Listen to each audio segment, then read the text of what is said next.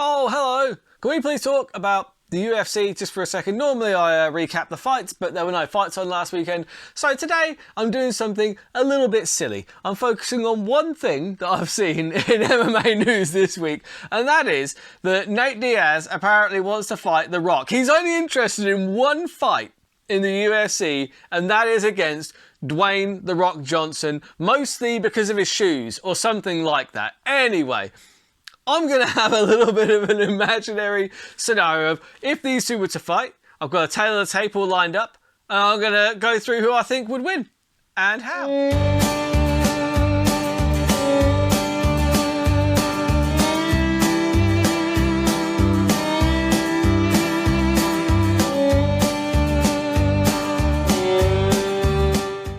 Right, so to start off with, tail of the tape here, we've got The Rock, who is, what, 6'5". Hang on, let me just bring my tail of the tape up here because that's not loaded for some reason. That's a great start. Fucking solid start to this video. There we go. So yeah, here we go. Right, we've got Nate Diaz against Dwayne The Rock Johnson. Tail of the tape. We've got age 50, height 6'5", weight 260 pounds, and reach long. I imagine he's got probably a longer reach than Nate Diaz because the man is a giant. Fighting out of Miami, Florida, he is a fucking unit. Then you have got Nate Diaz. Age 37, height 6 foot, weight 170 pounds, reach 76 inches. Fighting out of Stockton, California. Special move, Stockton slap. The Rock has his special move as the people's elbow / rock bottom on the other side. So, the main criteria you've got here, look, is for a start, this is a complete fantasy fight. You might as well ask who would win out of Batman versus Superman, Joey. It would never, ever happen.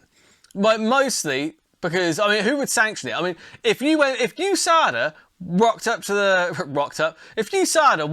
Rock's house, like, to test him, he would melt the needle. He is on so much fucking gear. He must be. He is on all the juice, but probably stuff that isn't easy to detect as well, because he's got the best scientists in the world.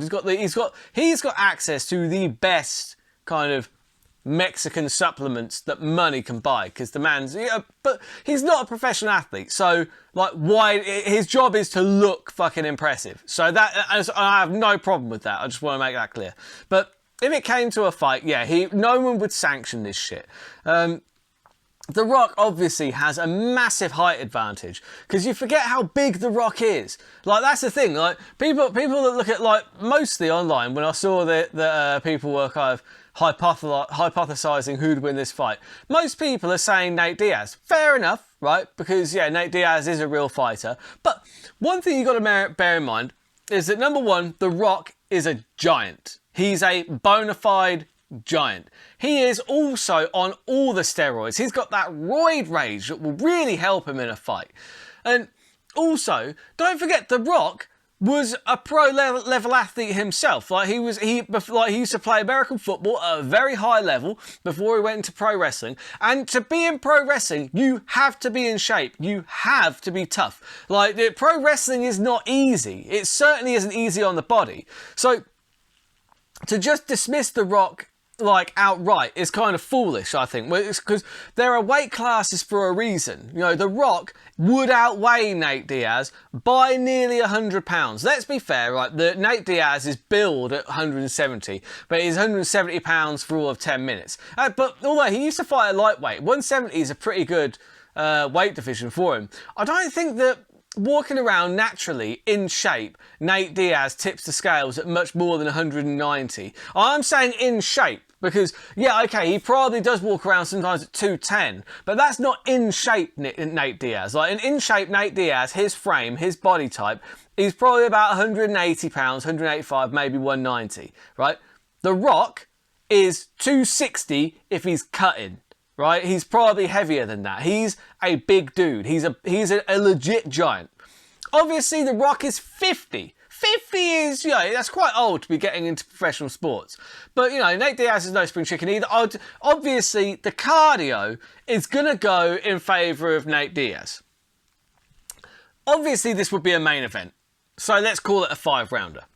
The way I see this one going is that, obviously, The Rock needs to keep this standing, really. Whilst he's going to have superior kind of wrestling, like, and he's probably going to be able to pick Nate Diaz up and slam him.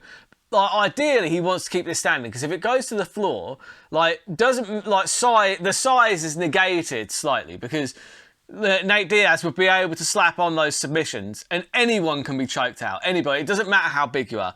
It might be slightly more difficult because of how thick The Rock's neck is, but I feel like The Rock would fall into a lot of traps, because he's probably, so far as I know, The Rock is not a Brazilian Jiu-Jitsu player. He's not versed in that art. And if it went to the ground, I feel like Nate Diaz would have quite an easy time submitting him. I'm sure that Nate Diaz has submitted guys, like, you know, on a comparable size scale to The Rock, because experience on the ground makes up for a lot of size, like on the ground.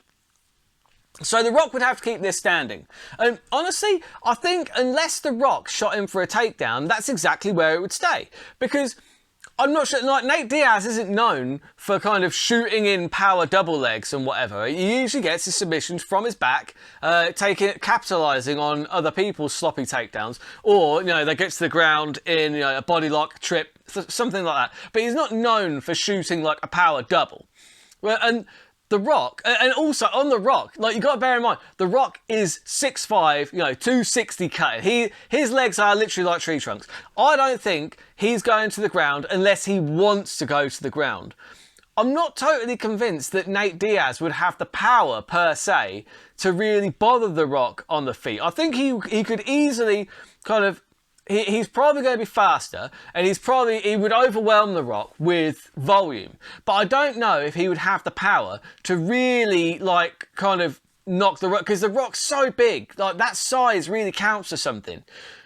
And The Rock will only have to hit him once. Like, I'm sure The Rock, if he learned, like, because you've got to bear in mind, they would have a fight camp for this, like, a couple of months at least. I think The Rock could learn how to, and The Rock probably knows how to throw a punch, like, and he knows how to be physical. The physicality would definitely come into it, because The Rock he's a big physical guy. He's been pro wrestling, like, he's been a pro wrestler. He's always been a physical guy. So I don't think The Rock's striking would be good from, like, a boxing standpoint. It probably isn't going to be crisp, but he's going to have a lot of power. And if he swings and hits Nate Diaz, that's a huge shot. Like, do you know what I mean? Like, it's going to be 100 pounds difference. That's a lot of man hitting you, you know? So you've got to feel like, look, the first couple of rounds, it would probably be Nate Diaz just, like, kind of, you know, overwhelming with volume, just trying to stay out of the way of those big shots from The Rock.